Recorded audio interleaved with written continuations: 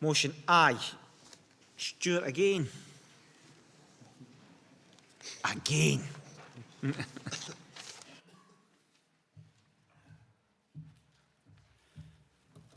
Stuart Hunter, Delegate 57, Lothian area.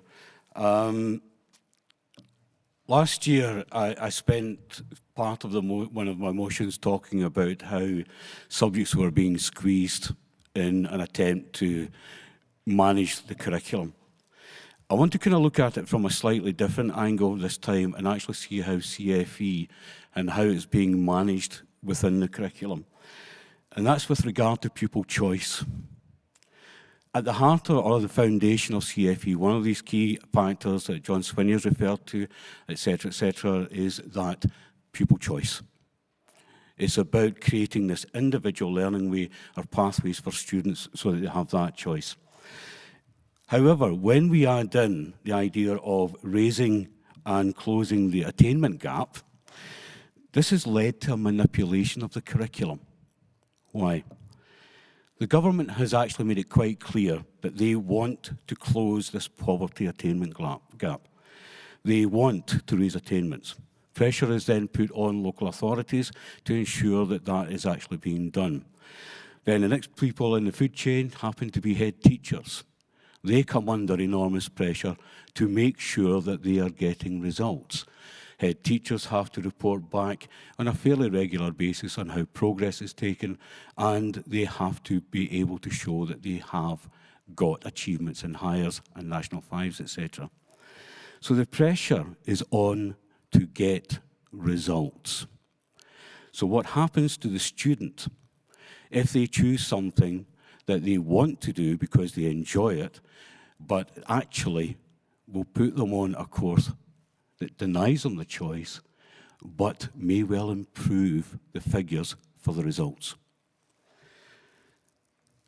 When it comes to course choices, there are a number of students who tend to get pushed into those course choices.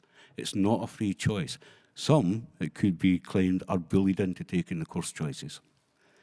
However, I just want to give one example to illustrate this. It's a case I just came across at the beginning of the week, where in one school, a music department which offers 3 different courses, when it came to the course choices, they were restricted because you can't have a student in for 8 periods a week doing the same subject.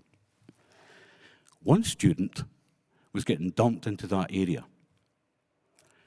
2 students were denied their course choice on the grounds that the classes were now full.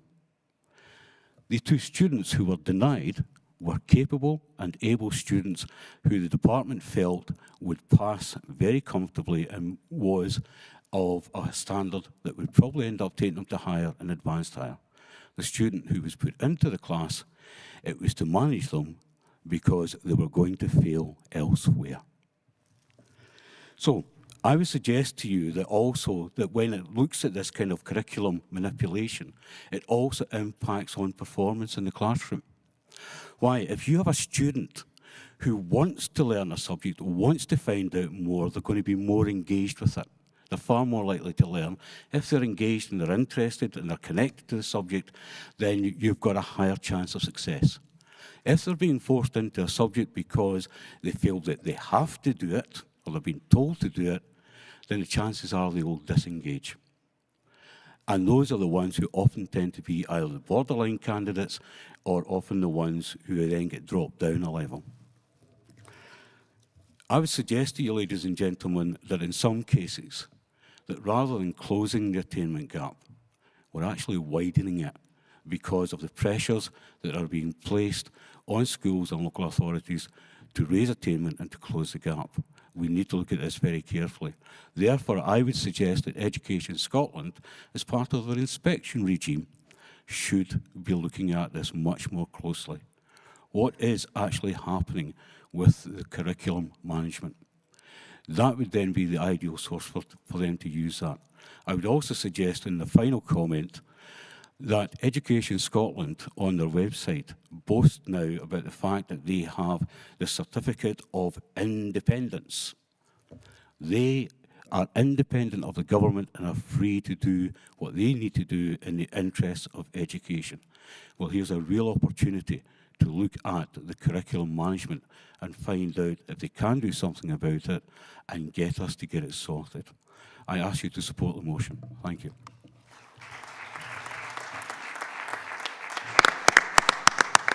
Are you seconding that, Monique?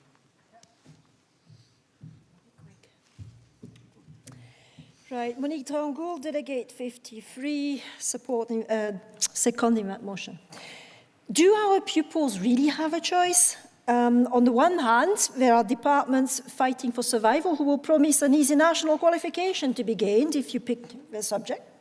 On the other hand, there are those pupils who are denied their first choice because no department will have them. So where do they end up? Duke of Edinburgh, personal development, school-college partnership, pre-vocational staff, you name it.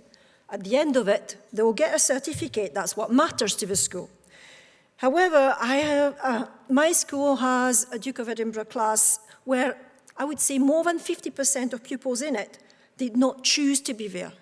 And it's a nightmare for the teacher, and it's a nightmare for those pupils who don't want to be there because they don't like it.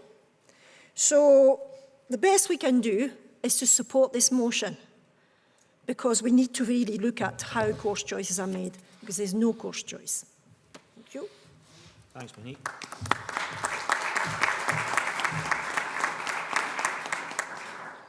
Would anybody like to contribute for the floor? No? Move straight to the vote then. All those in favour? Against? Abstain? 2? Then con then.